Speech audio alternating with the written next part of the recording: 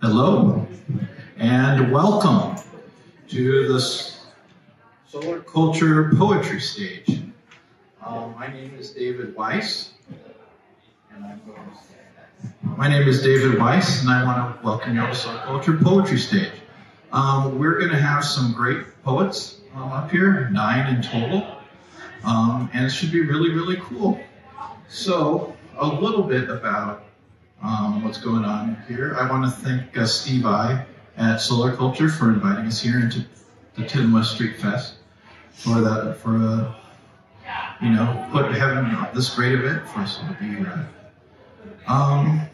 We're going to have a bunch of poetry going on in the next few months all around the town.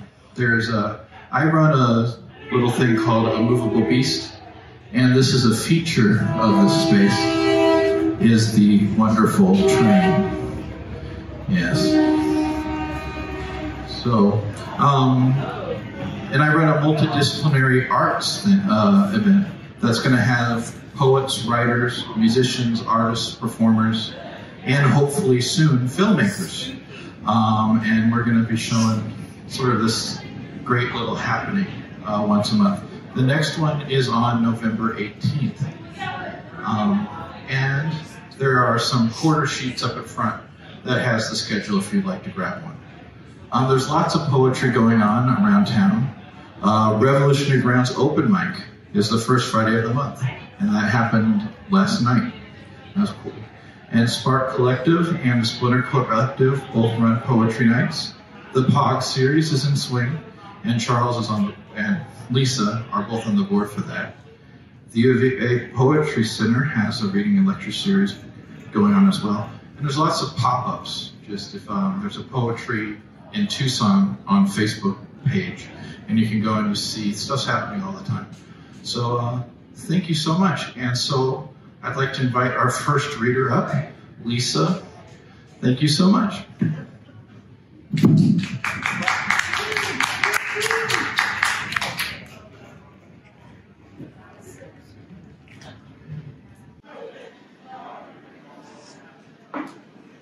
Seems like kind of a good height for my short person. Okay, one more announcement. I am trying to start a Sabino Poets group. So the 19th of this month, this Saturday, is the first time we're going to gather and walk to a spot in the Lower Canyon and do a little writing, a little sharing, a little getting inspired by the beautiful place. So if that interests anyone here, and I don't already have your info, get me your name and email, and I'll get information to you. So it's going to be a once a month thing. So on that note, I got some Canyon-inspired poetry, starting with the Grand Canyon and then working our way into Sabino. This is from this great little chapbook that Hog Poetry folks put together. Beautiful artwork by Cynthia Miller. First one's called From the Lookout Tower for Russell Baker. I'm sleeping with E.E. Cummings. The complete poems, black cover from 72, jammed against my thigh. Not refined, more buck than bite. I read him 13 times a night. Anais gets it, I can feel it. She moves shimmering with heat in June. Now you're over me, wrapped in night. Drove the rim road by moonlight. Brazened blazing through atmosphere, popped tektites, peridot, olivine, scattered at the canyon edge. Now we're Sabino inspired. Desert rumors at 113 degrees. You know, at that heat. things start happening to your mind. If you eat over 699 saguaro seeds, you could sprout a third arm. Else it was a third eye. If you are the first human to sit on a rock, it sort of belongs to you, but be prepared to share it with any number of critters. If the monsoon season starts on your birthday, you were never 15, but you will be 31 twice. If you take sand rubies across state lines, you'll be confused and headachy until you return them. If you finish reading a book while sitting in Rattlesnake Creek, it may not rain for a month or more, and that's on you. If you see a tarantula on the road and it's alive, there's a small purchase of good luck associated with that. If the tarantula is dead, then watch out for snakes. If you hear an owl hoot as you hike out just after sunset, well, it depends. If another owl across the canyon responds, that's a good thing. If there's no response, well, that's just the way life goes sometimes, doesn't it? Today, Sabino Creek, awash of liquid minerals, flecks of gold, patches of sky, pine needle tea. Awash, without plan or thought, wearing away tiny garnets from granite, fairy faceted, pale amber sound of canyon breeze. Every day cannot have a gift of bighorn sheep, but it can be all this, scarcely contained in one heart. Oh, thanks. That was lovely. Thank you. Hey, David, I have no idea how much time people have. Infinite time. Just give me like a sign. Start waving when it's like your last poem. Infinite time. Drag her off the stage. Yep. Again, I'm talking about seeds. 1,000 tiny seeds. After the first monsoon, wandering the desert, everywhere saguaros loaded with ripe fruit. Ruby gems glittering ground. Surrounding the elders, creosote and mesquite catch fallen fruit for easy pickings. The odds were with me. Savoring that sweetness, crunching countless tiny black seeds, saguaro seeds between my teeth, a timeless and ancient thing. Padding along, pluck another honeyed offering, 2 red melting mouthfuls, grazing desert dawn light, tastes on the trail. Pluck a fat brown jojoba seed on a hike. Just one to chew on for a while, slightly bitter, lightly nutty, if a sound one can be found. That is good, but this, the towering fruit, scarlet scattered, unusual abundance of it, this season seems decadent. I've wandered into the great hall after last night's drunken feast to find several unmolested slices of pie, cool tankards of mead. No, just the Sonoran Desert in full fruit. Relish a third at trail's end, harvest 2 more, my own bacchanalian bent. Takeout, wrapped in my hat, sweetened departing. It appeals to the dumpster diver, the hippie fruit picker, the desert rat in me. Who knew I would be all these things? Grateful for desert fruit and seeds, leaving the birds, bats, tortoise, javelina, and coyote more than enough.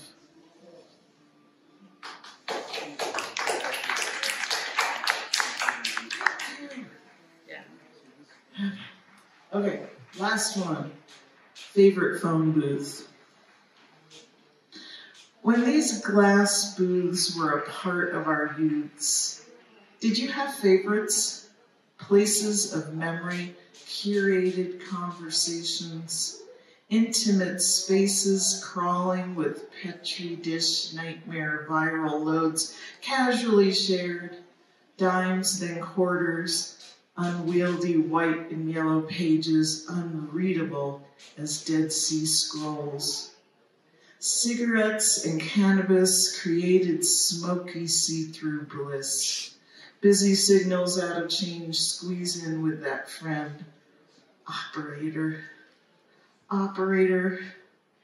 My personal favorite perched high on a hillside in Jerome, Arizona, looking out over the Verde Valley to the Mogollon Rim. Ancient expanse, 200-mile escarpment, ribboned red and charcoal, as if woven by Dene artists long before the before. Footloose early 20s, living in a faded red Ford pickup and camper, to be in that transparent TARDIS, calling family back east in Jersey, while I tried to describe that timeless vista, stretched my words. Required language I barely spoke, wishing in vain for the magic to share the view from my favorite phone booth.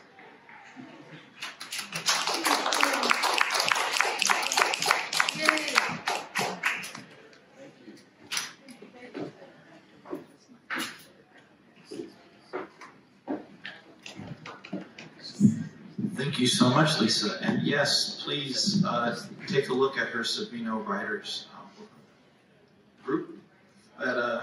Sabino Writers in the Canyon. So, and if, as you can tell from her poetry, she's very careful, steady of place, just the landscape. So thank you so much, Lisa. And now, Cameron.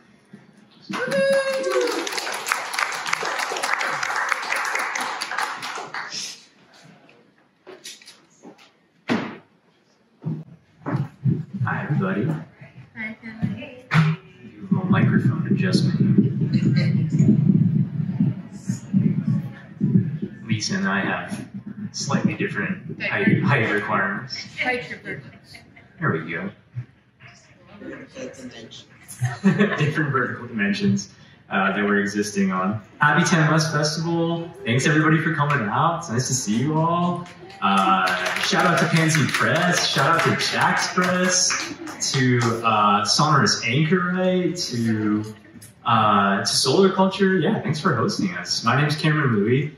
I am a Tucson native and a high school English teacher, and I'm gonna read you some poems from my chat book, Apology Engine, which was published this year with Goldline Press, and maybe some new poems that are more apologies because the engine just keeps running. So here we go.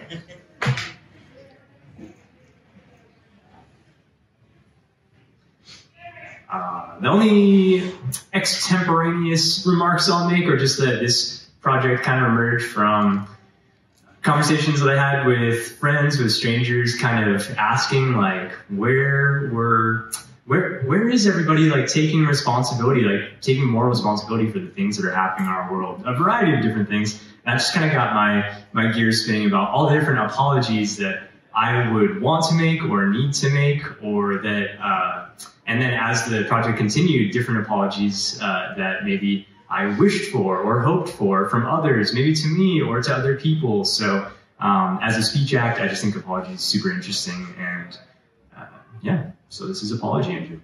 If you have ever felt the urge to apologize for something you think you didn't do, know the name for this feeling is moral responsibility. It is wise to trust this feeling and apologize anyways, sincerely. Sometimes I want to apologize to my older brother for being such an awful father. I did not personally force him and his friends to kneel and pick weeds in the backyard during his 15th birthday party, but my happy childhood scores his knees like sharp rocks and broken beer bottles. 3 times I have tried to convince other men to let me hitch my sorrow to theirs. My failure represents a failure of scale. I do not like to be a man, but when I write, we must become something new, I get the sense I'm failing to accept responsibility. If you want to clean an engine, you must take it apart piece by piece and remember the function of everything you touch. Before I can even begin to assemble the engine, the very first thing I must do is find each apology. I have buried, hidden, and disguised them all. To begin, I will tell you about the buried apologies. Most of them are resting in shallow, obvious mounds, the soil loose and settling. Others are at the bottom of deep pits, and these take days to dig out. My palms get raw from shoveling. These apologies are small, barely the size of a marble, and heavier than lead. When I find one, I inspect it, clean it, and try to recall its origin. But these reunions are rushed, since every apology I find will inevitably remind me of another nearby. I keep them in my pocket like loose change, and if anyone asked, I would insist that the work was unpleasant. To be truly sorry, there are conditions. You must, 1, believe you are at fault, and 2, maintain a real desire to change. Amends are optional, have varying effects. A wrong without adequate compensation lacks the requisite sorrow. Purchasing small indulgences, keep the change. How much am I willing to pay to avoid an admission of guilt? Caveat venditor. The efficacy of an apology is higher when apologies are more costly. The consequence of running on scripts and heuristics, caring only to maximize consumption. You want a magic bullet? Show me the money. A wrong with a coupon. Enormous cruelty followed by flowers and candy and 5-carat diamonds. My therapist says trauma is simply an encounter with something that we cannot make sense of. I struggle to make sense of this. My therapist is skilled, practices the technique of self-disclosure, establishes rapport with me by confiding about her own trauma. As a young girl growing up on a farm, she witnessed the long, bloody birth of a calf in a barn. No explanation is the default. She says that trauma is stored and released in certain parts of the body, which is why we cry unexpectedly during yoga, arching and bowing our backs through the familiar sequence, cat, cow. Why being overcome with feeling makes our throats shake. The vagus and the vague. If poetry troubles sense and multiplies the senses, that would make poets the professional purveyors of trauma. Just think, teachers, performers, and poets laureate are paid to drive around traumatizing people, telling them how valuable, how necessary it is to be traumatized, even being thanked for the service. I have a plan. At the beginning and end of every poem, every work of art, the person responsible for it should get on their knees and beg for forgiveness.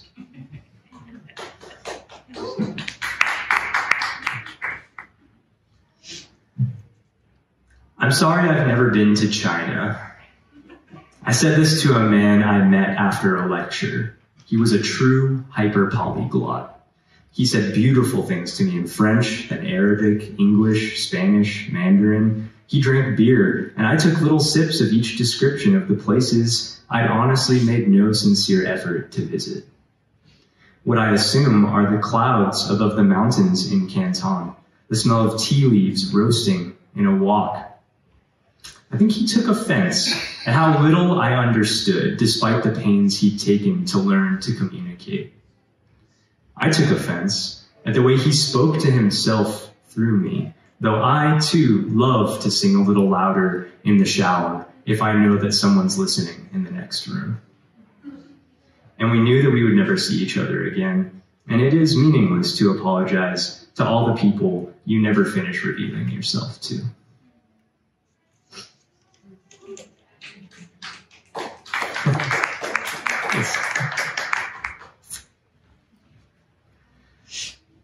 The professor is mild-mannered, dresses in tasteful khakis and lumpy shoes. He is the kind of person who leans approachably without any irony or self-possession against his desk at the front of the room. We are a mixed class. Half of us are writers who are embarrassed and ashamed because we spend too much time writing and not enough time studying literature, its histories, theories, great pasty men. And the other half are devoted to the study of literature, but too embarrassed and ashamed to admit that they want to write themselves. Who apologizes to whom? The professor says, the thing about you writers is that you're always thinking, how can I use this? What he means to say is that our ability to operate shamelessly, to separate reality from responsibility, to consume, is limitless. Our loved ones die in a fire, and all we want is a flawless description of the fire. I crackle in my plastic chair. The professor is not wrong.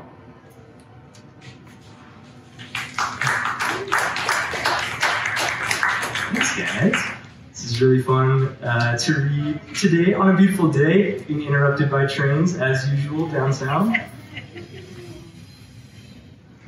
I'm just going to read a few more for you, and these are some new apologies. We have an election coming up. I don't know if you all heard about that, but it's got me feeling kind of angsty and angry, and as an English teacher, I'm constantly censored about what I can say in the classroom because I don't want to get fired for, I don't know, talking about like racism or gay stuff. And so getting to be up on a poetry stage is pretty fun because I can talk about any of those things. So here's a poem about the Pope and his apology tour that he just went on recently. I love to watch the Pope apologize. They wheel him in, white hair, white robes, where he remains sitting for the whole performance. He does one in Spanish, where he rarely looks up from his papers. Even the microphone is white. A papal apology is unlike any other, for it comes with a retinue of cardinals who file off a bowing like some litany of forgotten insults. People clap after each pronouncement. The air is polite and elderly. The camera is trained to stay on the apologizer, not the audience. He apologizes from up on a stage. An adequate synecdoche, he manifests belated shames with all the vitality of a toaster oven. Where has the audience gone?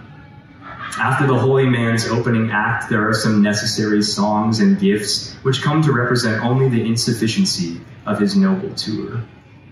Reconciliation looms over the proceedings like a talon. At the end of the trip, the Pope smiles benevolently and waves to the crowd, imagining the comfort of his room. He longs for his modest escritoire, his tasteful chestnut vanity. On stage, all he can think about is the single painting in his chamber, some past Pope battling evil on the wall across from his queen-size bed.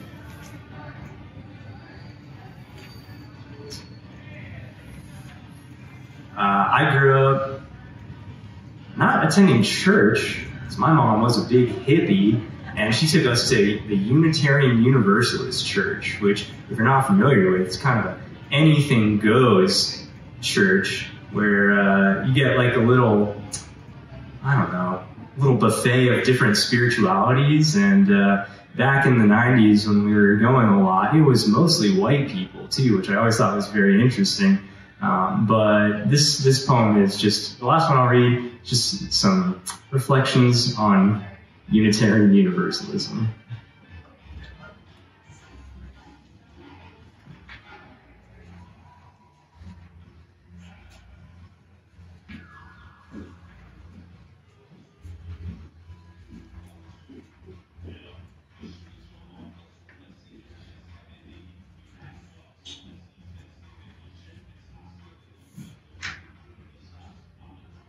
All right.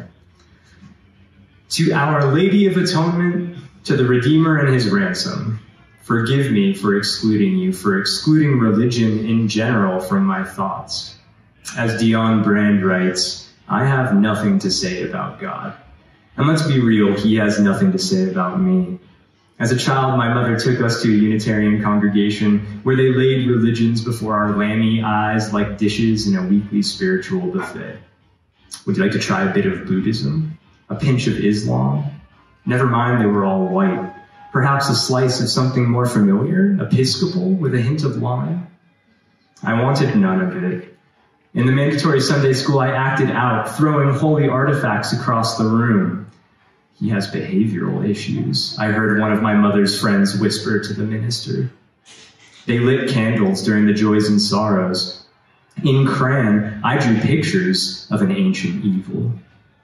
They hung saturated flags from the rafters, stitched bright with a flaming chalice. Even then, I wondered why anyone would create an alternative to religion that so much resembled religion. They gave the worst of the children two choices. Go and learn about your spiritual options, or pick up trash around the grounds. This latter they called good works, and I always chose good works. At least they could commit to free will. For years, I roamed the perimeter of the building with a maintenance worker named Leslie. She always brought a thermos of hot chocolate, which we would drink out of Dixie cups after we filled our mandatory buckets with plastic spoons and teddy bear choya. Every weekend, until my mother gave up and allowed us to descend into our miniature secular hell, we cleaned the desert surrounding their temple, clearing the way for strangers to sing generic hymns and fantasize about their own good works, drawing ever closer to that alleged restitution of all things. Thanks.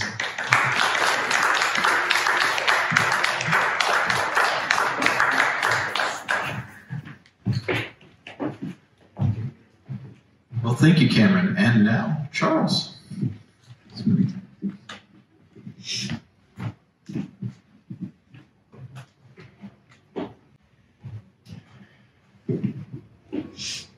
I think the Unitarian Church can trace its heritage in part back to the Transcendentalist movement in 19th century America, which, if you know about that, at least in parts, a bunch of poet philosophers. So what did you expect? Including Henry David Thoreau, Ralph Waldo Emerson, and in some ways spawning Walt Whitman. It's fascinating. Okay, I'm going to read, my name's Charles Alexander. As some of you know, I've probably spent more than 40 years working with books in one way or another, and I'm going to read some poems that in some ways see with the book, through the book, alongside the book as idea, the book as thing, and the book as some sort of connection. The world is a book. I haven't read it all. No one has read it all. It's not digital and it's not available on audio. It is, however, present in a forest, in a place called Dogtown or Nokomis, and it hasn't been shot down yet or had the breath taken out of it. It's sewn, not stapled or perfect bound. It's sewn and the thread is archival, permanent. We're in that book, you and I.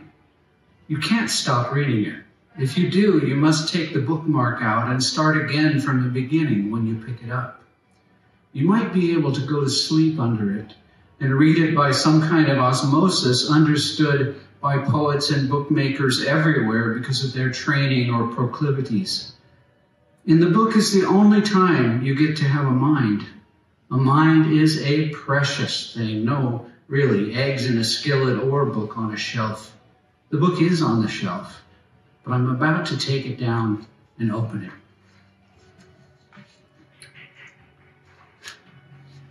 Now, the rest of these are from the end of a book-length project, but take up this notion again in various ways. So, and it could be, or could not be. What could be in a book is what could be in a book. A word is like a word, a phrase is like a phrase, a comma becomes a place marker, just a spot between what came before and what comes next, but not a stop sign, certainly not a yield. A friend likes the word baggy to describe a structure in which just about anything can enter and feel like it belongs, or an observer feels like it belongs. Belongs because, as we said, with is the conjunction of the year or the moment or the plague. Can a plague belong? Something not quite living or perhaps quite living. Maybe the bag could be turned inside out this year, or maybe it has, the lining exposed, the tag missing or ripped out because no one wants to lay claim to creating this particular bag, though it is wrong to blame the container for the contents, what is on the table. Recently, all celebrations muted. My favorite mute was the cup mute and the rather mellow, round sound it created, not whining like the straight mute, though Miles plays that one well. One step, two, and what begins as a few notes soon becomes a stew or a mulligatawny, that word either from Tamil and the flavors from everywhere. In origin, but then every place in which we live is an ecosystem, and the rocks are part of it, as are the elements of the built environment. And there can be no more nature poetry which doesn't recognize the connectedness. That is, that there's nothing that is not nature. But that's a bit of preaching, and I left the church at about age 12. Perhaps 1966 involved a recognition of exile, not yet on Main Street, exile from a military force, not yet on that street where the fire burned all the vinyl. Can a single word be baggy? Perhaps mulligatawny or even oleo, what scratches when dry, what dissolves when wet, or carries forth in pushing wave. Or was between brushwork and drip, a mural filled with orange gashes and brown slashes. Do you see the curve of a horn's bell there? Maybe hear a circular breath around a note that Dolphy might have played. Or is that a gray hand? Is this a body curving around and between one of the continuous or contiguous gray moments? Why paint anyway? Or is painting pouring? Is painting not painting at all, but a way of seeing? But now my painter, my partner, says, oh, blah, don't even think of it that way. That is the body, the horn, just see it. What's there? Don't jump to what's in my mind. Don't make a metaphor of everything. Or as Charles says, a tree is like a tree, and out the window is the tree I like to sit under which additions may we remember. May I sit under the tree and look up to see 3 hawks again in their nest, mother, father, and babe just hatched and waiting for the daily deliveries of food from the large birds, or was under which, yes, prepositions, positioning words are among my favorites. That is, at the edge, more particular than near the edge, but either a locator in the way a graphing instrument might lead one to a particular point, or perhaps to a point of dispersal, because all points contain millions of points, actually an infinity of points. Isn't that what we learned when young? So why not act on that? That is, that nothing is quite stable and nothing is alone. Are you alone? Why do you think so? Oh, not the hawk, but the light-winged dryad of the trees, or the inexplicable fact that a thing either is or isn't alive to us, the non-hierarchy, the non-being, or the all-being. Lovely you are, even amid the dispersal. And the hawk now only visits periodically, waiting for one of the smaller birds to offer her an opportunity. We are points of opportunity, and go that, or this way, or wave. And then the last, I think it's the last piece. If it's not, I don't know what I'll do. Song to sing among the birds, not bird song, not a paragraph, with a connection, epigraph from E.M. Forster, which says, to see things clearly and see them whole. As if the pine tree with the hawks were enough, bark drying and falling, cones above and on the ground. Each flight in may lose a feather. the throw-out of bricolage as nest building, chlorophyll streaming, when water makes possible a renewal, a new leaf, or more roots intertwined with two other trees, pulling from the nearby wash, uncombed ground engages footing. The view above to the nest includes wispy clouds or storms gathering as orange and pink and purple sunrise colors or blinding sun. Nothing is alone, nothing is not connected. So when he says only connect, he means only notice what you hear or see, and the adjoining landscape joins another. The examining body examines the body beyond the body. To see whole is to see far. How far is far? Reminisce a moment or an hour. Time rises here too, the wetness of it all. Song of possible sinking. To open an eye while falling in water. To open the other eye, balance or ballast, blue or green and a light above. To close both eyes. How long is not a decision. To open both eyes.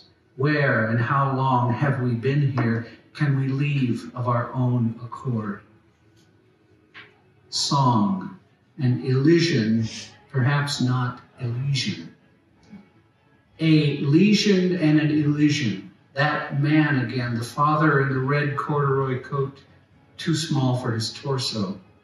My coat outgrown. Attaboy, another age with a baseball number, even at 7 in stripes, on an island among islands.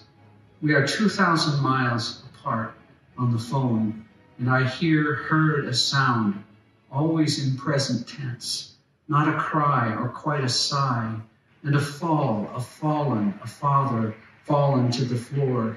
And that is all, no rhythm or air of February that ends things. There will be no goodbye, and no parable ends, nothing. And I walked to the outdoor postal box, opened it to find the weekly letter from home. Other fathers dying I have known, have lifted, have shaved soft facial hairs away. My own with whom I clashed often, taught me to shave and now elides me. A friend follows me and returns with me to a place rather far from home. When young, my children heard an ambulance alarm and said, "They are going to help your father," as we returned home in the afternoon, which I could never, a name I share, a face, a name in the air. This year I pass him, older than he became, and I've always loved my friends as though they occupy the family space, the sacred space. And I have been a father, longer than he was a father. My hat, his hat, and partially shaved.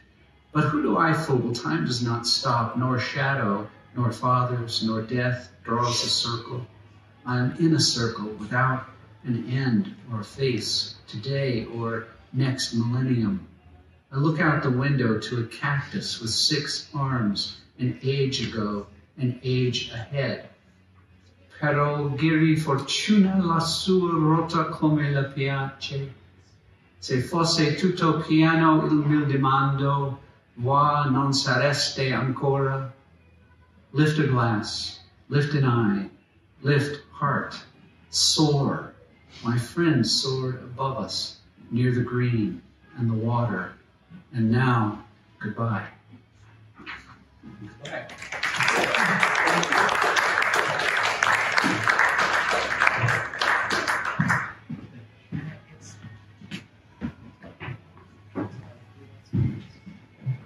And thank you, Charles.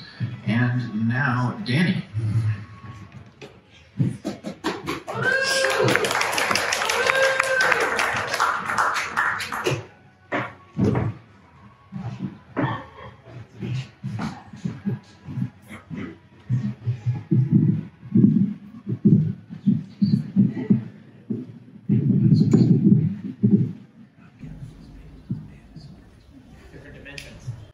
Yes, the microphone dance. All right.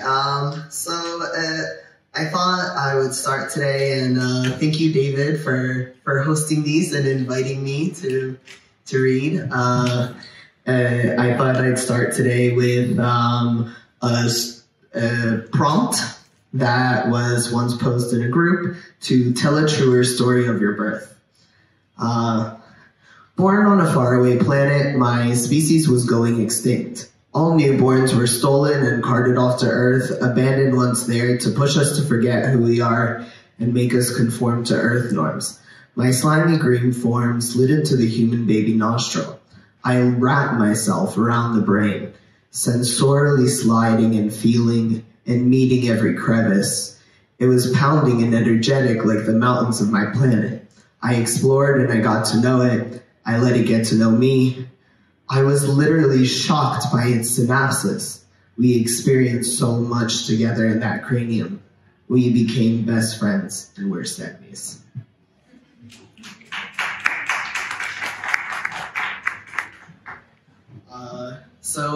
This is a piece I wrote recently that is very personal to me, called Non-Binary Like That. I like to joke quite often that I never have just one spectrum of an opinion on a thing, you know, that many times feel in opposing diametric fashions, and I feel very non-binary like that. So I'm mentally up and down all day. I'm non-binary like that. Going down the mountain, you'll usually find me in neutral. If you're neutral on whether my gender identity is valid, you're gender neutral, and I love that for you. When I'm alone, I want to be wanted and welcome. When I'm around folks, I feel like I'm exhausted and I need to be alone. I'm non-binary like that too. Some said Switzerland was neutral, but their gender was money. I sometimes want my gender to be money too. A penis and a clitoris are the same organ on a spectrum. Change my mind. When I bottom, I often imagine it's myself I'm bottoming to, and when I top, I sometimes imagine it's myself I'm topping. I guess I'm non-binary like that. Studies say that humans are able to detect if someone is flirting with them less than 50% of the time. People keep asking me why I'm trying to confuse them.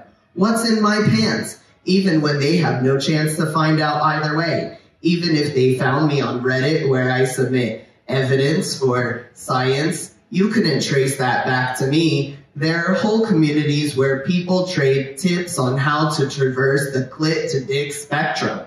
People keep asking me why I'm trying to confuse them.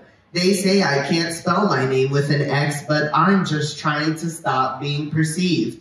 Tired of the I's and the Y's. Tired of the you can force me to conform to a binary, but I can't pull you out of it. I want to be trans like Dawn and Dusk. I want to be non-binary like border communities. I want to be non-binary like nuance. Sometimes I need money to mask myself for safety. Sometimes I need money to mask myself for fun.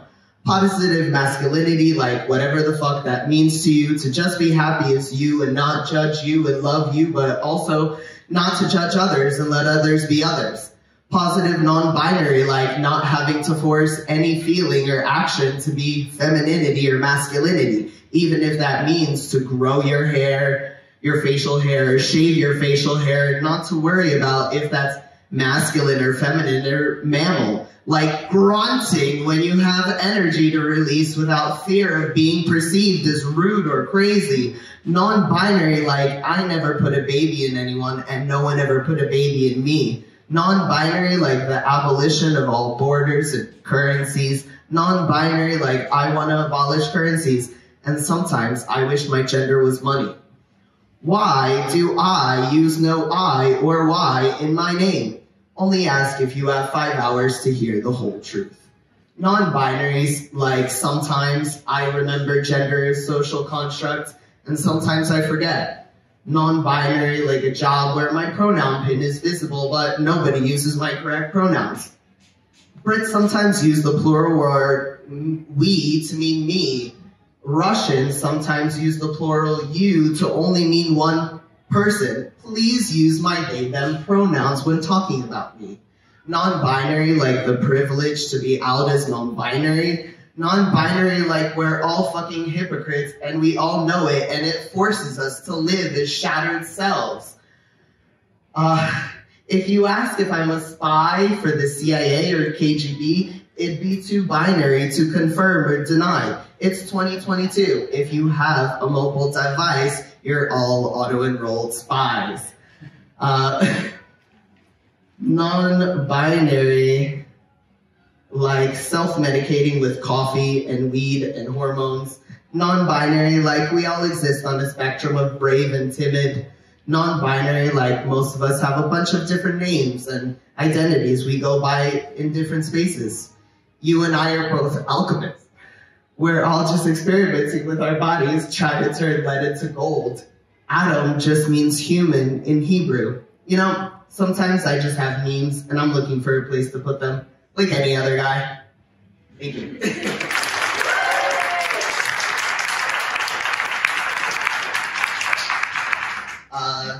I have just a couple more shorter pieces. This piece I've read a bunch of times and I really wish it's kind of connected to my voice journey and like getting deeper during my time taking testosterone. And I love to like read it as my voice is getting deeper and hearing myself with like a deeper voice every time. And I wish I had been recording myself for a time to have that comparison. But anyway, shiver me timber. I want to step into you. The depth that gets into others' depths. Crawl under my skin and let me feel you. Cater to my chords. Craft me a cadence. I go chopping in the woods looking for you, but you're not there. Maybe because I didn't bring an axe. Axe body spray. Is the timber in you? Or the flower I roll to make me cough, each hearty cough, searching and yearning to catch that lower register.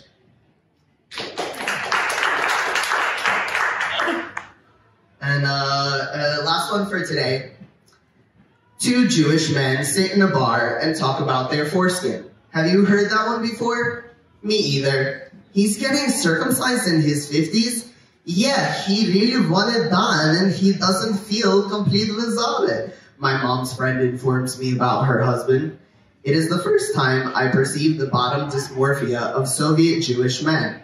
My dad was not circumcised like many of his other Jewish friends growing up in the Soviet Union for their own safety.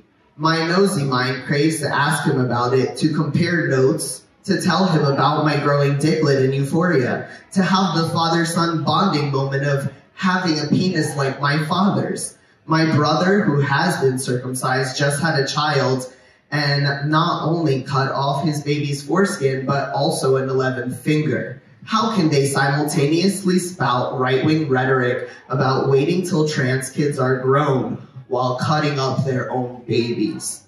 The euphoric convo is already over before it's even had because it's covered in landmines. We reach around in the dark, wanting connection and having none. We're men. Thank you.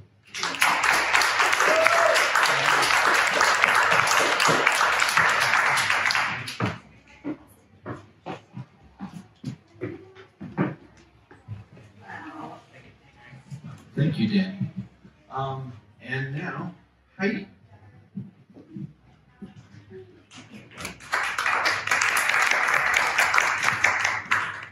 And if you are in the back and want to come up, if you welcome.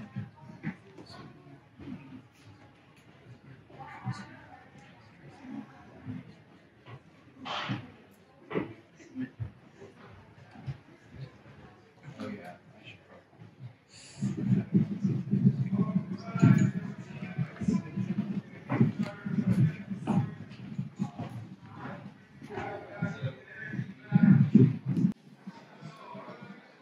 All right. Hi, everybody. I'm so glad to be here. I've been thinking a lot about freedom, and I wanted to dedicate my little bit of this reading to the women in Iran and the people of Iran who are, hoping for more freedom. And along those lines, I thought about trying to write a poem for them, but my life is so different. For example, I had a car that I wrote the word pussy on it, and I drove it around for 2 years. So if you want a postcard, you can have one after every.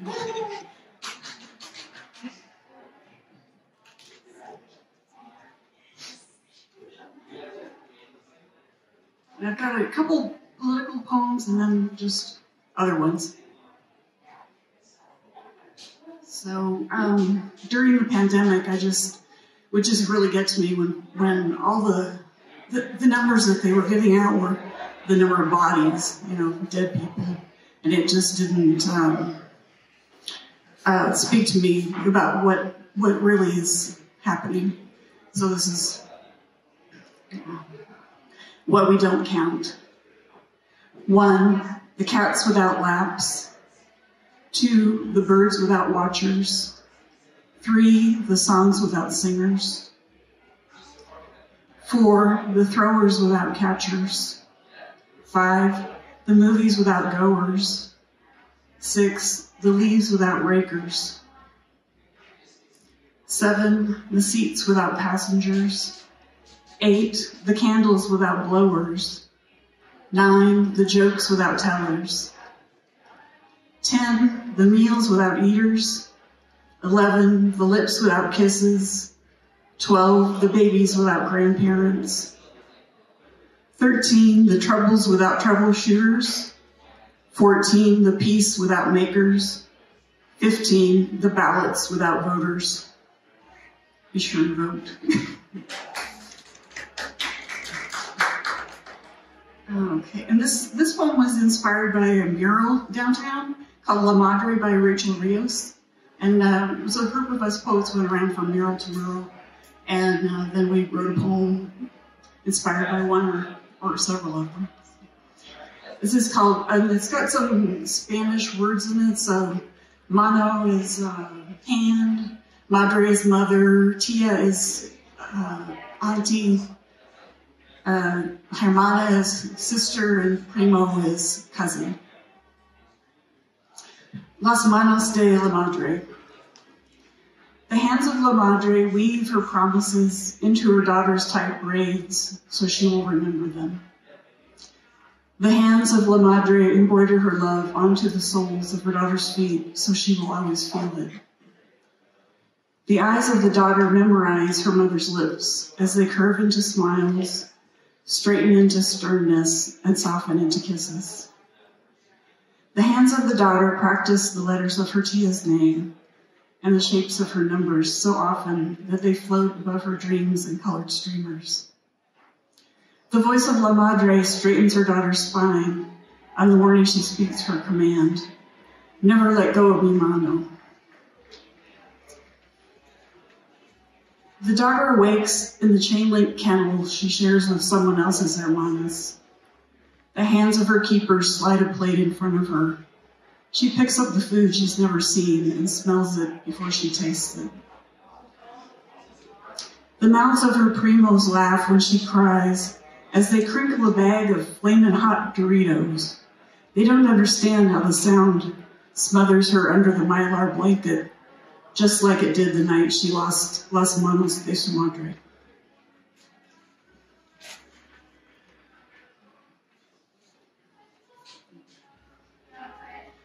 This one I wrote 2008 during a different economic downturn. I used to go to Jacobs Park for my lunch hours. This is called Lunch Hour of Jacobs Park. 5 window air conditioners disassembled in the grass. Sitting in the hot shade, twisting the coils off the chassis, he says, "It's the only way to make any money off them. If you turn them in whole, you only get a few bucks each. So the parts are a greater sum than the whole? 5 days to come up with enough for a $385 electric bill. I can't do that to my family. My 8-year-old or my baby." He points to the cross-legged woman with a screwdriver. His baby. Scrap metal splendor in the grass.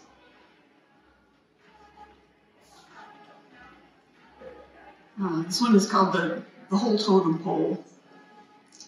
When you look at a tree and there you see a short, sharp diagonal line among the leaves, It might be a bird. Listen for its short, sharp sound, calling, calling, calling you to look more closely. Are you not a soaring, flitting creature yourself? If not in body, then in mind. If not in mind, then in heart. Wing beats of ventricles push you, lift you, escalate your blood. You don't feel your feathers, but your flutters, yes. There is no bad place on the totem pole. I am most likely from the tribe of animals with 4 short legs that barely keep their stomachs from grazing the ground. We don't like to be far from the dirt. We like low-bellied cars. We like ranch-style, first floor, basement. We hold the totem pole to the earth. Look down to see our heaven. Look down and wave. Drop us a feather.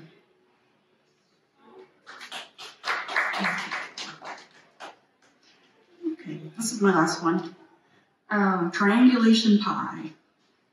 Today I dragged my dark, heavy, round kitchen table across the carpet, tipped it over on its side, and slowly rolled it over the threshold, over the weather stripping, down onto my tiny concrete stoop, and picked it back up, tipped it right back upright. I pulled the table across my sand and dirt yard till it looked divorced from my house. It left 4-legged tracks as if it was a wooden giraffe stage prop, like the one the madman throws out the second-story window in the movie L'Age d'Or, The Age of Gold. I wrote free on an index card and taped it on the table's edge facing the street. The heavy, dark, round table with no chairs looked better out there. When I got up from my nap, I peeked out the window, hoping to be surprised by blankness, not unlike a kid in winter waking with hopes of snow behind the curtain. No school, play all day. Still there, I said. I went to the sink to get some water, turned on the radio, and heard a man's voice, slightly hoarse, either from not talking or talking too much. He was reciting a poem he had written about sitting at a kitchen table, eating store-bought pie, while reading Raymond Carver's poetry and crying. At the end of the poem, he'd finished his pie. A lady's voice came on and said, that was the poet Hayden Carruth reading Ray. Oh, wait.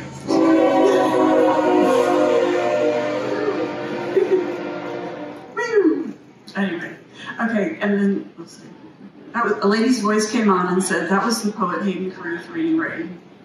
I thought of Raymond Carver and my favorite story by him, in which a man sits outside with all his furniture arranged on the lawn and driveway. And I triangulated the kitchen table in his story with my kitchen table outside, with the poem's kitchen table. And I wrote this poem to laminate another layer onto theirs, but not before I wrote pie on my dry erase board.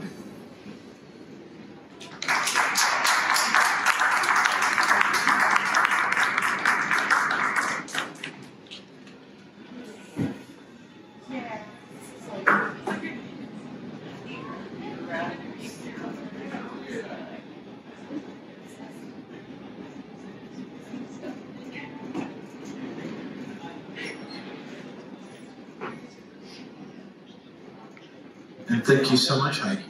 And now, Ava.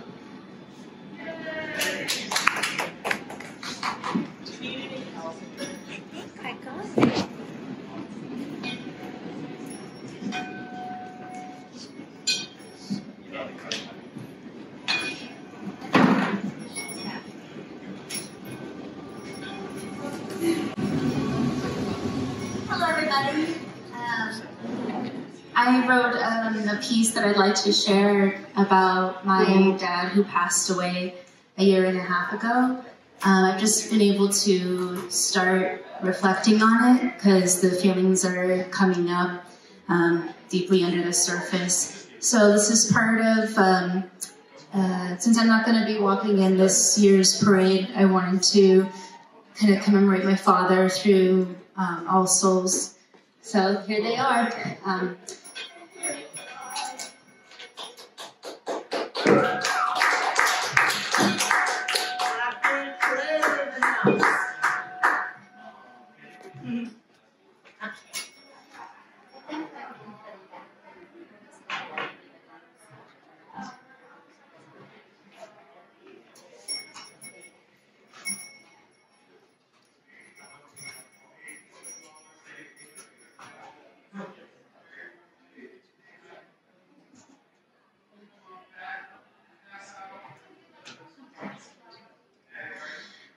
He would audibly get up on this stage with his bells and whistles adorned about his person and sing out joyous principles of guided truth.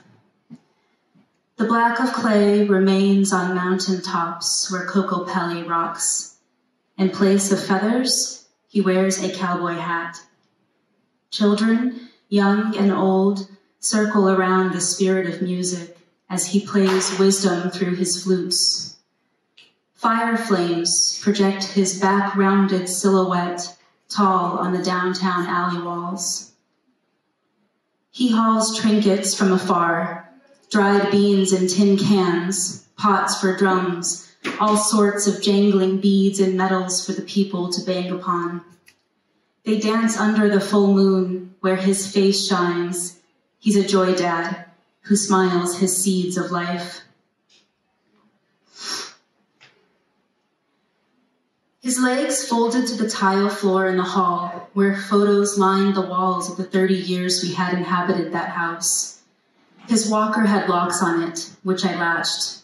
Strength moved me to get under his shoulders and hoist him up on the seat, where I rolled him back into the room.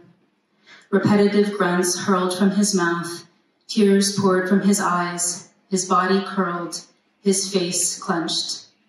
I called 911. When the paramedics came, they gave us a choice. Take him alone to the hospital, where, due to the pandemic, visitors weren't allowed, or call in hospice care at home. We had already been given the signs of his worsening prognosis from hospital stays earlier that year, when we could still take turns sleeping next to him in the weeks he was there, when we could still pray with him after he had been wakened for hourly tests, and call in angels to ease the anxiety that gave way with his dementia. I feel like I've already gone, he said, when he came to and was settled in his at-home medical bed. He had already predicted that he would be gone months before his body left. He sang that he would be a dead man walking. He was happy with his determination. He knew the word hospice meant measures were being taken to support his death.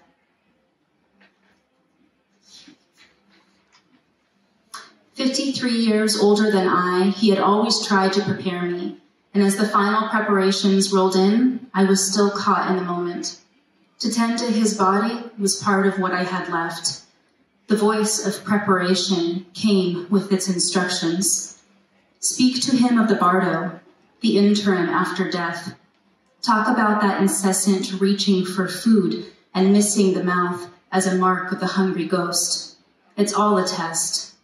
Hang the triangle over his bed. Tell him it's a portal, an easy access to the eternal home, and our line of connection even after his physical body is gone. Hold him, softer now than before. Let him know you're there, again and again." The struggle of his body to give up the ghost was an unexpected battle. He gripped for air and cried out. The walls closed in. Mama and I were alone as we looked at each other for what to do. To turn him on his side seemed best, and with that came his last breath. We had always dreamed that when that moment came, so would the angels, to not only ease his anxiety, but to show him to the party with all his friends and family, where all the colors blaze with light.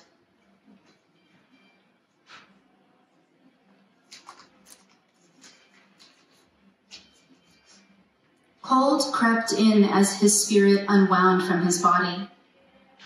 I did what I had always done. I laid my hands upon him. I followed his unwinding from this world. With the weight of a nickel, I followed the expansion of his eternal breath as it evaporated beyond the perceptible wires of his assumed surveillance of our house. I followed alongside him far past the firmament into the ocean's depths. His organs gurgled beneath my touch. The end of his last sigh stretched out. Everything became blue and dark. He walked about his room as he lay in bed. He smiled when I trimmed his beard in preparation for his viewing. The voice of preparation came in. Save the petals for the coffin.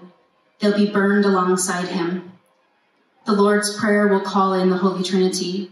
As the Spirit washes up from the smoke, all that is needed is at least one heartfelt witness. You will forget to place the flowers in the box with him. You will straighten his necklace, the reminder of his mission of love on earth. Place the sage and cedar and the triangle on his chest. Call in all the great healers of his lineage. White is to be worn, and a firm connection is to be intended with the earth, even with your shaking knees. Do not take fright over his appearance. He will have changed with the time that has passed. Lay your eyes upon him. You will still think he is beautiful, even in this state, and if able, kiss him on his temple before the box lid is closed.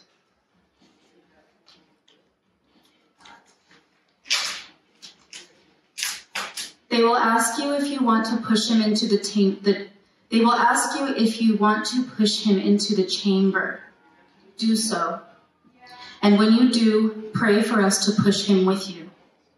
They will ask you if you want to turn on the oven. When they do, call upon us to turn it with you. We will be behind you, riding on the wave of your intention. We will be with him as the heat rises. We will embed the surrounding bricks with our presence, and we will witness as the heat releases anything in him left undone. We will follow him as he turns to ash and ascends to ether. You will then be internally guided to a spot in the desert 100 meters from the chapel. Follow that inclination. You will sit on the dirt and build a fire out of the forgotten flowers to burn alongside him. A roadrunner will be sent to make his counterclockwise circle around you. You will feel your tongue on your palate, your sits bones on the earth, and your spine reach through the top of your head to the center of the sky. You will draw an intentional line from the galaxy through you and into the earth. You will envision a pyramid over you. The felt sense of the apex will connect you to heaven. The square base will anchor you to the earth. You will squint your eyes as you look at the sky above the chapel and notice how his spirit spirals upward and melds into it. Corinthian bells ring in the center. A raven flies overhead. All big birds are significant. Hearts are seen everywhere, the signature of agape love. An elderly man walks with a walking stick. He wears a fleece sweater and a beanie cap. A daughter walks next to him. He asks her to capture a photo of him in front of a large tree trunk. He stands in the middle with his arms outstretched. We determined the wind as one of the places he lives after he met the outside for the first time after his death. We pushed him on his stretcher into the van, and when we closed the double doors behind him, we felt the air's exuberance as it swept up in a swirling gust all around us. It followed the van down the street and turned the corner with him toward the funeral home. An empty plastic bag of shrimp snacks rolls up behind me. Shrimp was his favorite. I could say it was just the wind that blew it in, until I turned to find a heart-shaped rock amidst the weeds that I pull from the root in the way he did. It's an affirmation, I say. Signs come, and we wonder if they could be from the one we love. I look behind me and see that the bag is gone. It rolled away as fast as it rolled in. Thank you for taking time.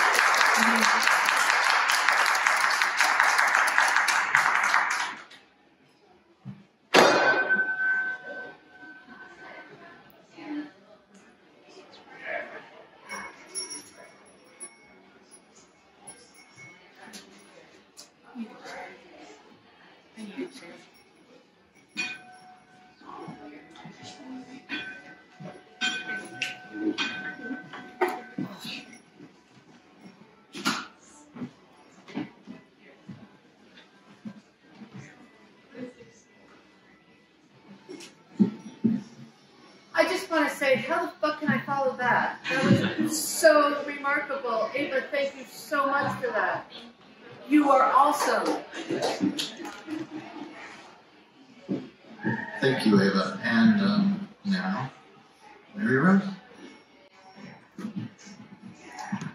Hi, I'm Maryrose Larkin. I'm going to do something that I never do. I'm going to make David use the hook. So, I'm going to read as long as I can out of this book, which is actually not very long and probably doesn't have a lot of words in it, and then David can tell me when I'm done. This book is called The Identification of Ghosts, and it's also actually about my father's death. It is not nearly as graceful as what we just had.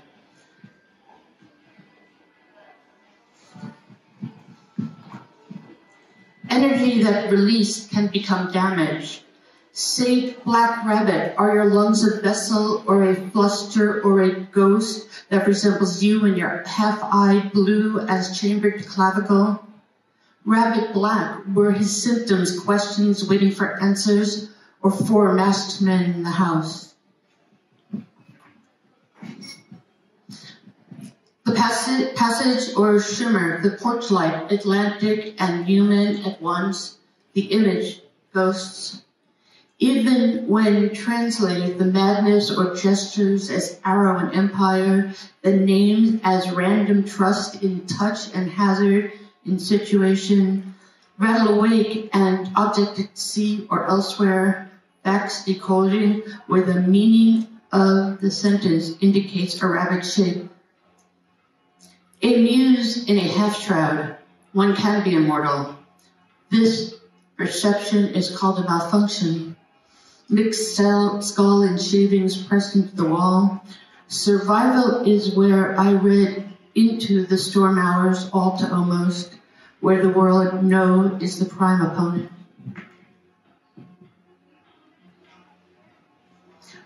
Wander or where one should not be a rabbit risen at random. Its hands move as to escape by chance or arrive somewhere.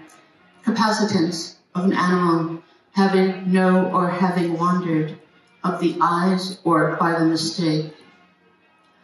Only this far and still survival is a cipher. Even when translated, it occurs to people distorted, sometimes drastic, and astray, outlived right. Do you think the dead sound more like sand or water? The sentence apart, intention. Under gloss, I'm sounding out this river as forever. How your empire assembled. Saints wandered into the house of line, cathedrals, water and sand. Adrift as attribute, meaning sister. Term, burned, notation, forward ghost, the candle and the drift. Regarding sleep, a muse is buckled down in a room, one eye's closed. Almost morning and specifically is an outlived right. Sorrow, cipher pitch, rising a variation, on to the next mistake. Grief house extends from the eye. Illness gives way to rot, and an animal is mostly structures without citations, an index of despair, rabbit back, rabbit black, prey. How I lost the wiki of while one can be immortal and human at once, but no one. How could one, everyone, is more likely never to. His lungs at 90% squamous, and I continue to believe. Trust in touch and hazard. Trust in touch and hazard in situation. The score in which the I structured the word it is understood as a whole. A moral panic is a method of being awake, but most use a sleeping variation. As a specimen of the eyes or by the mistake.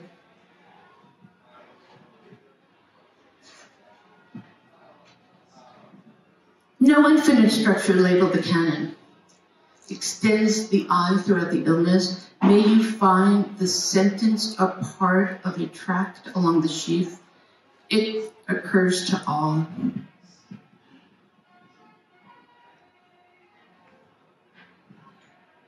He was born a ghost, intubate and shroud, unwound and fade. He bore it on his palm. This section is missing citations. An axe fell from the sky. Decoding dreamer, assigning the cures from the day's residue. Schools of thought discuss the process of meaning. Ascribe the dream to part of the human and part of the animal.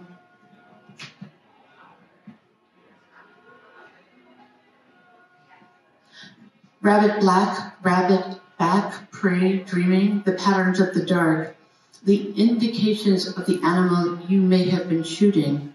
May you find intuition and grace. Distorting heaven, measure hour, Saint Ash palette. There are 4 bodies in the house of bodies. Violence inner in a method, an hour unwound, or a story unwound, as how could one never only see death as an isolated event? I always thought I would be Saint Baron and Ash.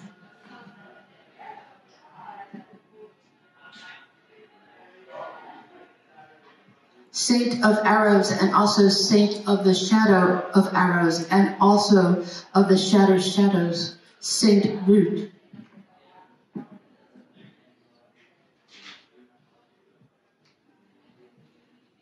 He bore heart apocrypha shredded, clavicle north. He bore the wings erupting, lung all shadow and no potential. Evoked as almost empire leaning in on the other side. This far and still, I still wanted to be astray. Falling from the sky is closely identified as empire. A steel-eyed description, remorse. The rabbit's ears held white against the evening. Constructed of an axe. Constructed of the shadow of the arrows and the patterns of the dark. Sound is a domain of ghosts. Now I'm not going to read the cool parts. Even when translated, definition is a hollow where we intubate the living and shroud the dead. How I continue to believe in macular scenes in metallic ways. The broken grist is no boundary between 3 and 1 ghost.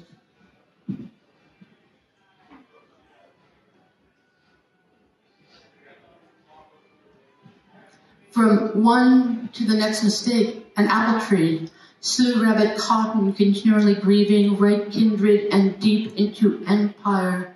My name blooms under.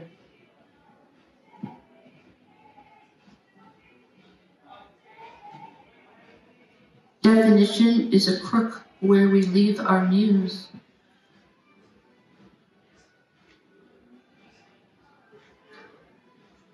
As an apple tree loves ravaged in fire white, as an apple tree moves from one mistake to another, the candle and the drift, one is more likely to.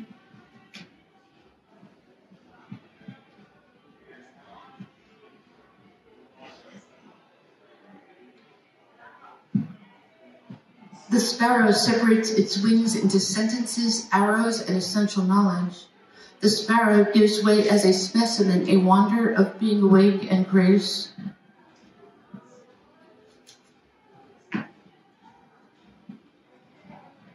Specifically, to dress bone in wither, transverse the working of empires, to fill the broken grist with sight.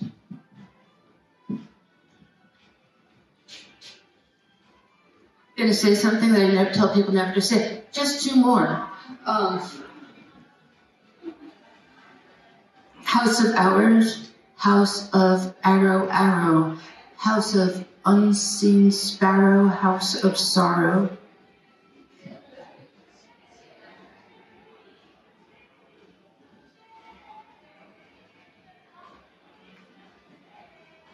Nature loves a crisis, and apple tree loves apples, loves automobiles.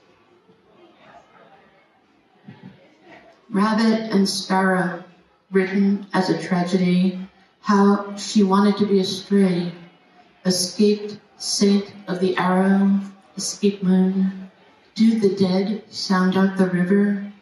But no one in trust, touch, and hazard, having known or having wondered, may you find.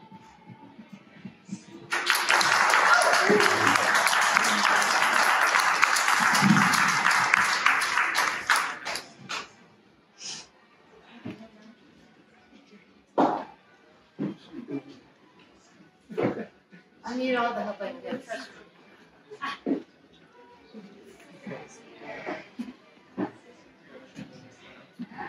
Thank you. Thank you, Maryrose.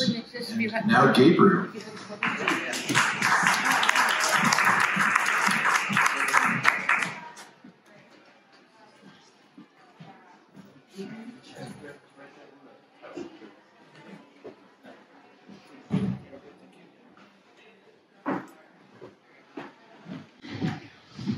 Okay, thank you to David and to Pog and Solar Culture. Thank you all for being here. I got my MFA in creative writing from the University of Arizona. And one of my favorite things about the MFA was this thing called WIP, which is called Works in Progress. And it's a chance for people in the creative writing program to just try out new things, try out things that they're working on. And I love that energy. It's my favorite type of reading because you get to hear like really raw, kind of wild stuff. So in that vein, I found some poems from like 2019 that some of them I've still kept, some of them I've kind of thrown away, but they had a really cool energy and I thought I'd share them with you today. So they're kind of like poems back from the dead, I guess. So they're from my book called The Border Simulator, which will come out next year. And there's two characters, Primitivo and his sister Primitiva. There's a customs agents, and then there's like a third kind of like omniscient voice. So there's a bunch of voices going back and forth. Yeah, okay. So this is called Will We Be Made Private, Only Visible to Ourselves. Primitivo, you've turned viewing into an individual activity, a tradition of tracking. And after renting out a VHS player, you're trying to use the tracking button on the film of these crossers. The film is never quite set straight on the reel, and the film, the crossers' papers, is a highly flammable version of them in the assembly phase. But what Customs knows is that crossers never leave their face. The assembly line never ends, and our motto is, each crosser is a unique blueprint of a replica of Customs exploits. And that word describes the parsing of work best. For you came here to be exploited, Primi. Now is that really a sin? Have we sinned? Did you know the crossers and Customs are two planes of language? Two crossers stand before me, and each is a transgression. Forgive us, Customs, for we have dined, and let us trespass only where we trespass against ourselves. Forgive us, our trespassers. And we are our trespassers, so we're asking forgiveness for ourselves as well as a Customs crosser relationship where fences occur in sequence and lanes at the port of entry create meaning for the border. We're a meaning-making factory on the border, creating new meanings every workday, and every day is a workday as we linger in the vast break room of your eyes. Okay, and here's the next one. Some of these are really tiny. They're a lot shorter than the others. Some of them are a little bit longer. It's no wonder our crossers look stiff and grim in early daguerreotypes. Given the pain in capturing the first images of crossers at the border, most crossers are sat in chairs called immobilizers, ever mobile in their own lives, but stuck in this vernacular hut, which clamps the crossers' heads in a vise hidden from the camera's sight to make their image more believable. And these portraits will then be painted on canvas and then placed on the fence once the border has ripened. Or was it reopened? Working for customs is like building a cathedral. The arc defines the story of its making, and this part of the border is named for its shape, the Big Bend, from the annotated Mona Lisa. Plastic casts of figures set in actual environments. By wrapping surgical bandages around living people, he created eerily lifelike stark sculptures. Although cast from the living image, Segal's molded people are ghostly and depersonalized. Often in a group, as on a bus, they project loneliness and alienation. Segal fuses reality with unreality to intensify the impact of ordinary experience. And the ordinary experience is waiting in line at the bridge to get back into El Paso. We alter the crosser to unfold the crosser. And unfolded, we can see their creases and angles and appreciate them in their full expression. The song, Expressway to Your Skull, is played all day when Primitivo is detained in my vernacular hut. You are a guest of mine, and I'm the host. I've drawn many faces like yours, and you're lucky that I'm speaking to you. I usually send crossers out without grace, but you are different. You have a face. And that's what I'm craving, drawing a crosser, playing a crosser's part. Each crosser is a different part of the corpus. Often, we have stand-ins, but for the first time, a crosser is performing as one. Usually, it's customs simulating both. We catch them, but they are soon released back into the badge. You used to have to know fences, and now you have to know deserts. This comedy of crossing requires a transformation story, and it's Primi's transformation story that we're most interested in. Reveal the new foundations and the aluminum siding. Remove the autocorrect. It keeps auto-changing crosser to customs, but what was behind the bus, none of us could have imagined. This house was now built from their bedazzled jeans, jam sports, and tuna cans, the ones that they left behind in the choya.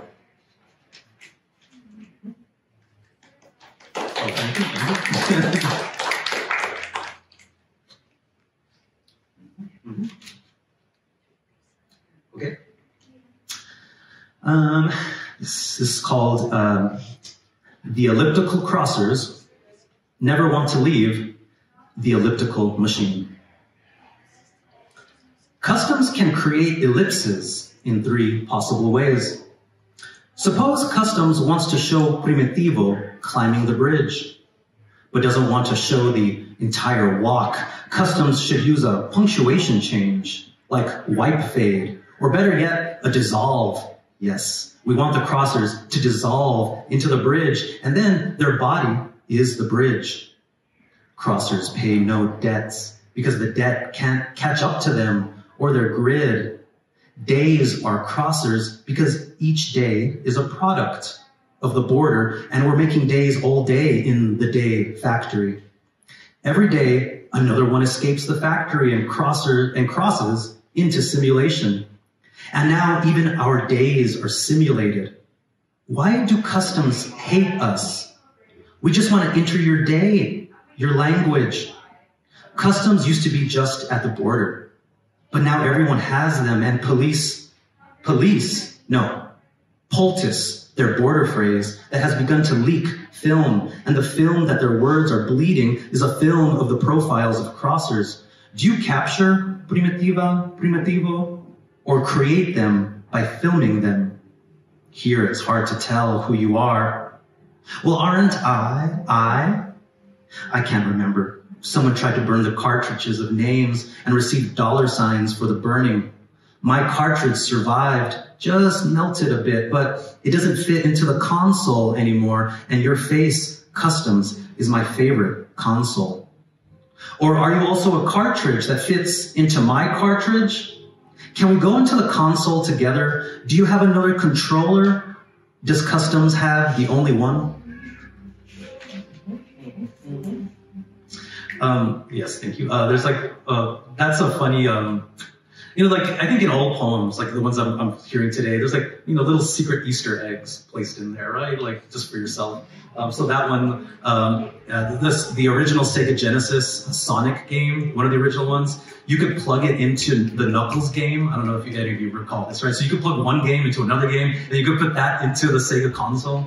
Yeah, so that's what that was. Okay, so waiting, I just have a few more here. Working for customs. Oh, no, I already read that one. Yeah, that's right. Okay. So going backwards here. Crossers. Okay. Yeah, okay. This is called No Pares Sigue Sigue, which is named after the dance hall hit called, I think, El Tiburón. Right? El Tiburón. Yeah. No pares sigue sigue. No. Okay, anyways. And I guess it translates to don't stop. Keep going. Did you know that in the border simulator, anywhere you travel, you keep yourself in and out? Your eyes are now a revolving entrance for customs. Customs is trying to open Primitivo's eyes, but he's doing everything he can to keep them shut. The crosser sold their ojitos to customs, but after they heard the description of their ojitos, they decided to not sell them. Customs wants more eyes in order to stamp crossers with familial eyes. This is the state of your eyes, and they're wild with dunes. Let us climb. But to climb, we'll need words on a map. And customs are also words that describe themselves. An example of map design. Their ancestors, acne scars, are scatter plots, replacing latitude and longitude with other dimensions like time and $sign, where crossers are represented by dots. But the same crosser should serve more than one graphical purpose. You think that's a lot of information for just one dot. Oh look, there's another dot, and when you connect them, you get the face of Primitivo. Please, paint that face in my mural. These crossers are not restrictive stories. We know so much about them, and still they try and sneak narratives away from us. Stories we could use to catch more or less of them. Treasure mine, trash yours.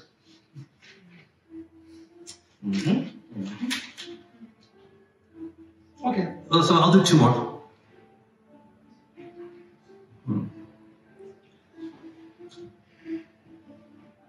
Nice. I like this soundtrack I have. Okay. So this is called, so it's as if one lives in memories of the fenceless border. You're swallowed by the desert through the fusion with it. But one day, this version of you will come back from the desert crypt and haunt with incessant remembering, that and remembering your trail on the map. Spikes in our blood pressure make up the angular landscape because we're landscape makers in the border simulator. We draw the maps and then the land appears. You and your encrypted crypt buddies must now traverse the map we made, and all your crossing habits are recorded in these graphs. We've collected the data of your bodies. And now your bodies are made of these visual representations of you, Primitivo. And they're full of chart junk, ornamental hatchings, and false bars to enhance perception. Who's shading you in this mural/graph? In shade, there's trust that your portrait will be touched up by customs. Customs shading your face without ever looking at it. They base your image on your clothing, what you're covered in, and you're only covered in your ID. This mylar sheet that has accompanied you through your entire passage is a blown up image of your ID card, and customs makes the sketch of your face based off this mylar ID blanket. Yet, our features are not depicted in the way we see ourselves, and we can't tell if you're making fun of us in your portraits.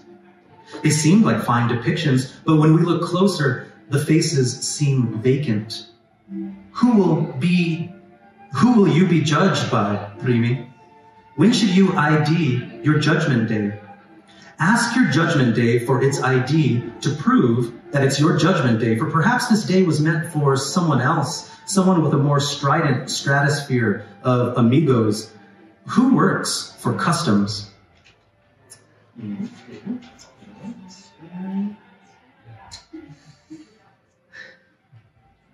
Okay, all right, so here's the last one. Thank you again to Pog and Solar Culture, David, Charles, great. Thank you for inviting me to read. I really appreciate it. Okay, flip the map so it looks like we're on top. Thanks. All right. Yeah, maybe I should just stop there. That's the best reaction I can get. Okay, flip the map so it looks like we're on top. You feel your fence, and you're the cause of it. You spent months building this fence while customs watched from their kiosk. Once the fence is built, then comes the canvas murals that you will also build or paint, whatever. The fence wears these murals of customs-approved themes, your bedazzled jeans, your mylar sheets. But what about your voice, Primitivo? Who controls that? Are customs the prisoners or the jailers of their mylar language? I can't tell. And that's been my secret this whole time. More and more, I wish to never have my face recorded, to be left out of the streaming. And out of the stream is possible because the only stream here is customs made and heavenly gated. Heavily. Few can enter the stream protected by the fence. These crossers were knocking at heaven's gate.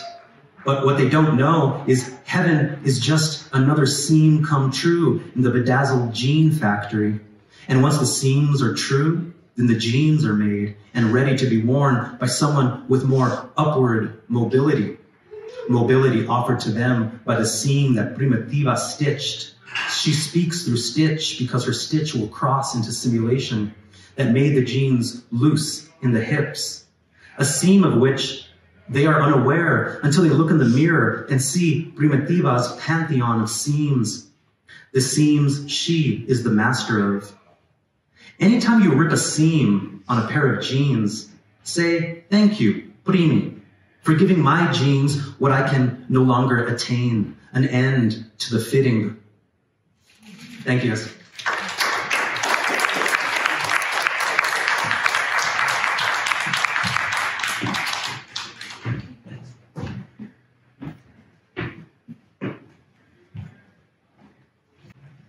Thank you. And now it's my turn. I'm the last reader today.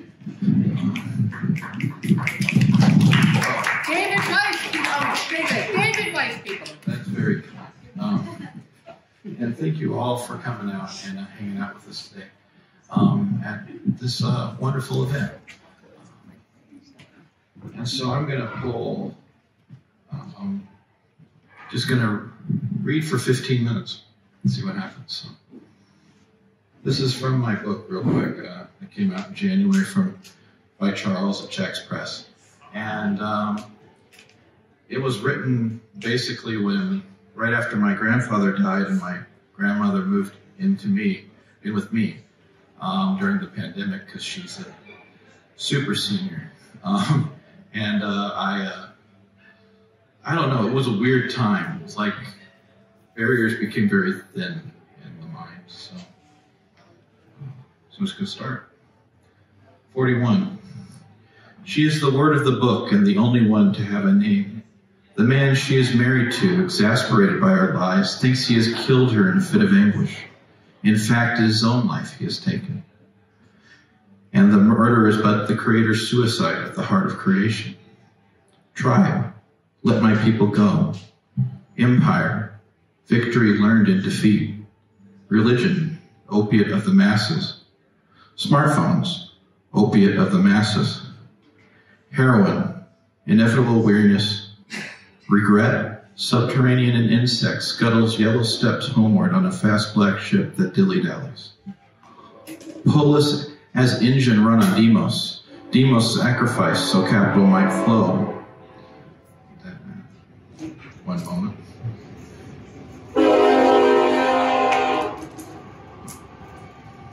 Polis's engine run on Demos. Demos sacrificed so capital might flow. Should capital cease flowing, the sun would also cease. Its campaign against doom replaced by Ma alone. The long night. I fear Olson lost. Spent. Not remembered, not at all remembered by old men. Your never could recall fullness. Pre-packaged nostalgia peddled with essences and oils and legend. Shadow shadowed greatness. This creature from the deep. Mercy, mercy me. A practice of material spirit. Remember not founding titans of old. Remember those billions, the great unknown host, who labored for good or ill, all gone, all here, all nameless in the dark of night. Follow. Viscous cells hatch heavy poles on behalf of splintering monocles dangling from waistcoat chains. This half Windsor or full Windsor or bow tie or bolo tie or clip-on world, this cumbersome, inculcated circumference constructed by cummerbund. 42. Vision. Sharp shadows apparition. Mine. Shaft bored windward. Abode. Faceted semi-smooth face. Totem. Actuaried souls. Encounter. Person and place punctuated in time. Abs. Nailed to a rood. Kerchief. Flanneur's badge. Jew. A pariah who suffers. Poet. A Jew. Archetype. Communal memory or communal subjugation. Past. Melancholic interject. Future. Thelma and Louise. 43. Daydream. Sleep and dream. Wake and dream. To dream eschew or adjacent to, fancy smart burdened, or turn back along its axis. Dubious chance of subterranean mystics resistant to light and creed. Body arched in agony's relief. What makes red red? Penicillin killed Godin, Horace too. Horace too. Humanity is a process thing, like McNuggets copyright. I prefers it this way. What makes blue blue? Spandex truth, twisted, stretched and torn, nettlesome love, avoided and scorned and chastened. Debunked divinity, abandoned and confused and hurt. What makes purple purple? 44.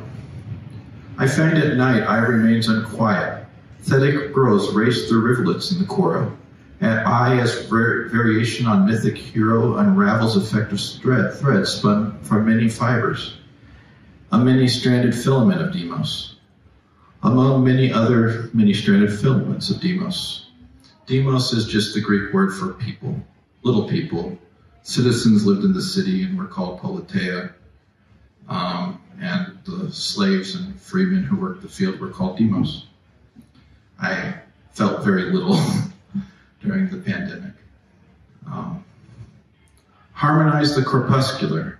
Tears from nimbus gore made the desert bloom and smell like medicine, invasive and cruel. I die so I might forget, but I doesn't need to die to forget. Secrets of a mountainside covered in red paper rings, an upright goat with breasts and phallus sings, if I only had a brain while dancing the Macarena. He was no good, so So I sing a Zimra about a many-faced messenger, and I beg I to listen. To his perspective barely mine, shattered and scattered over space and time, listening to a net in Maryland. Nothing ever was, anyway.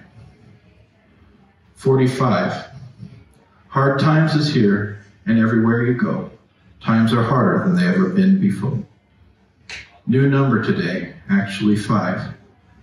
2,124,872 and 141,554 and 653,825 and 30,998 and 10,899.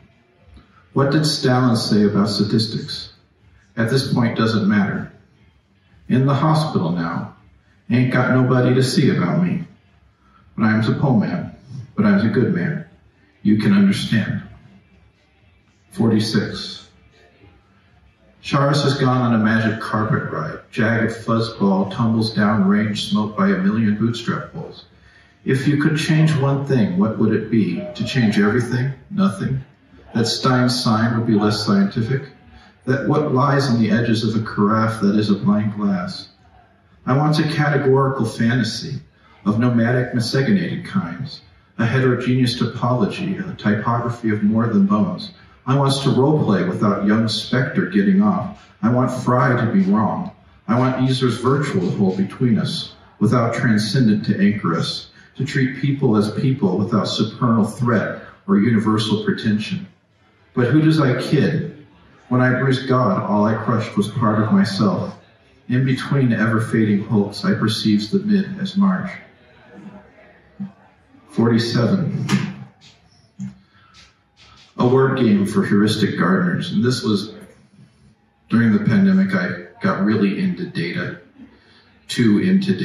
and it became very clear that you could basically, however you set the limits on the data set, you could prove anything. And so it was, so this is what came out of it. A game for heuristic gardeners. Logos, logic. Cora, chorus. Episteme, epistemologic. Namen, number, a lot. Signifier in a field. Sign in a hierarchy. How does a web of associated signifiers become an order of dominant and subordinated signs? Doxa, hearsay. Logos, word. Episteme, reason. Logic, schematized words. Gnosis, experience. Sophia, taste, wisdom. Philos, familial love. Eros, creative love. Agape, sacrificial love. Pistis, reliability, faith. Alpis, anticipation, jouissance, hope. Dogma, fixity, tenet. Symbolic codified to tenet, contextual assumed universal. Polis, place, limit, city. Cora, space between place, livable space.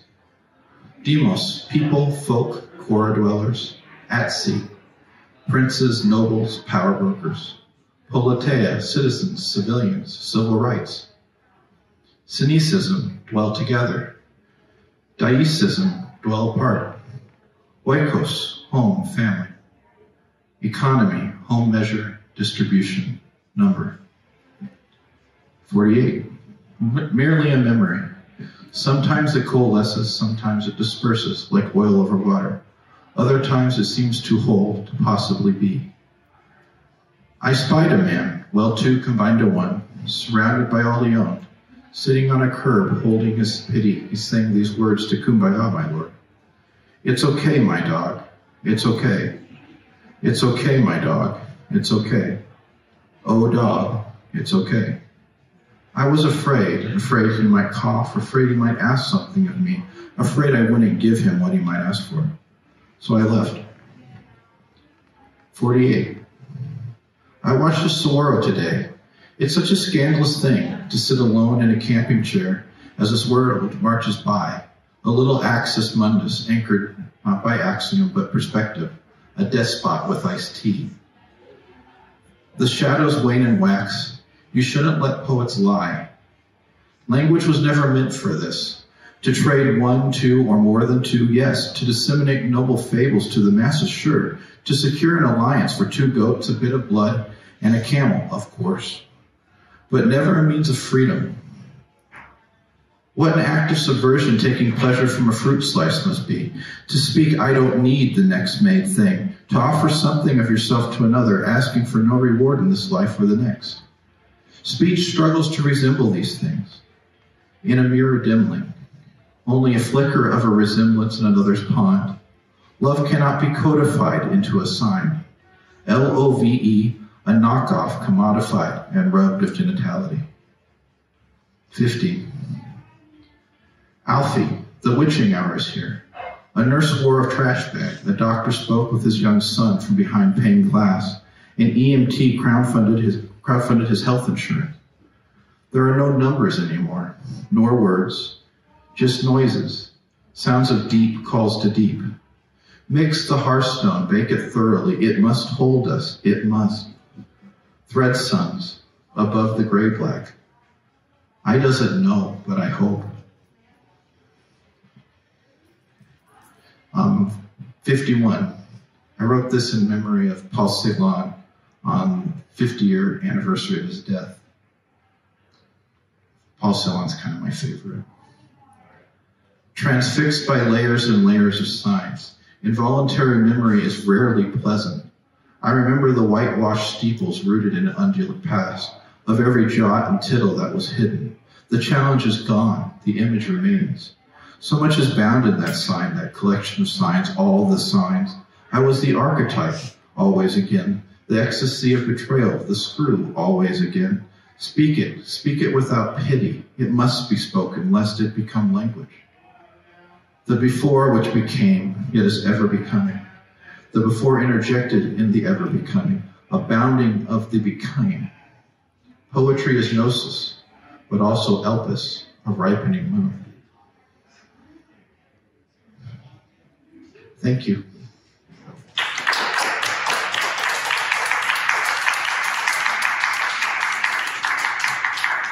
And a big thank to Steve I and to Solar Culture TenWest. And hope to see you on the 18th at 7 p.m. back here. And we will have more poetry and art and music too, hopefully. So take care. That's a movable beast. Yeah, November 18th, 7 p.m. right here.